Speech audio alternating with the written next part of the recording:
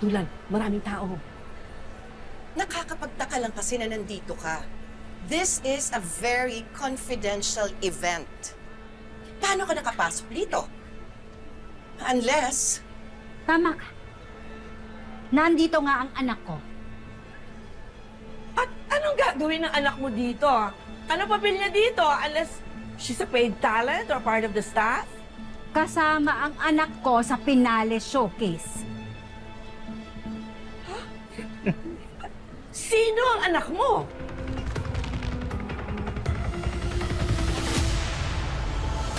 Oh my gosh! Anak! Ray, nakarating ako kayo. Sabi ko, hindi ko palalampasin to eh. Sige, sige po. Sige. Okay lang.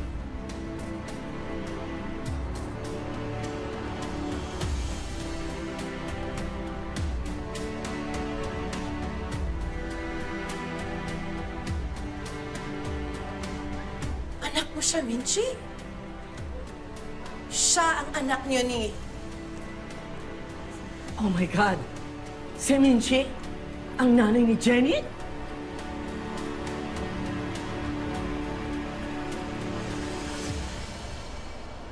Oh, wow! What a surprise! Alam mo, ang liit talaga ng mundo ng industriyang ito. Who would have thought na posibleng magsama ang mga anak ng dalawang Rosabellas sa bubuhay kong grupo, di ba? Can I now take away the spotlight from you?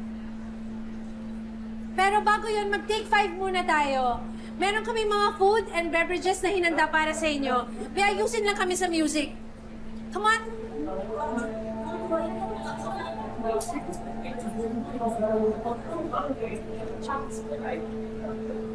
Let's go.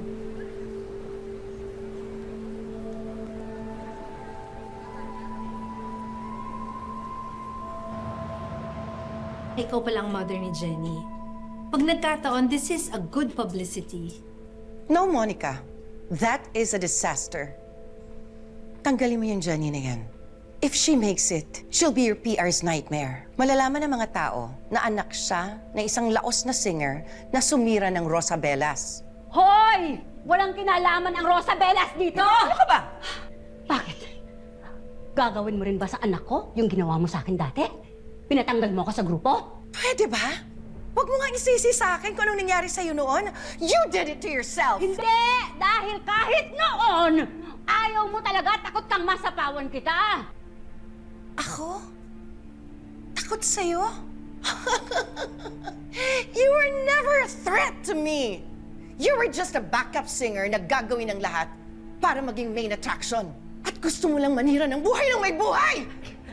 Can we please not make a scene here, please?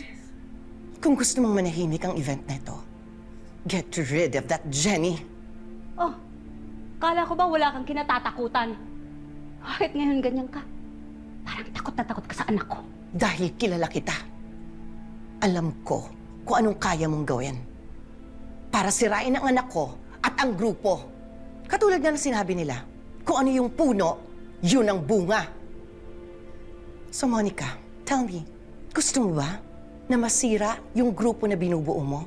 Katulad ng nangyari sa Rosabellas? Hindi pa nga nabubuo ang P-pop group.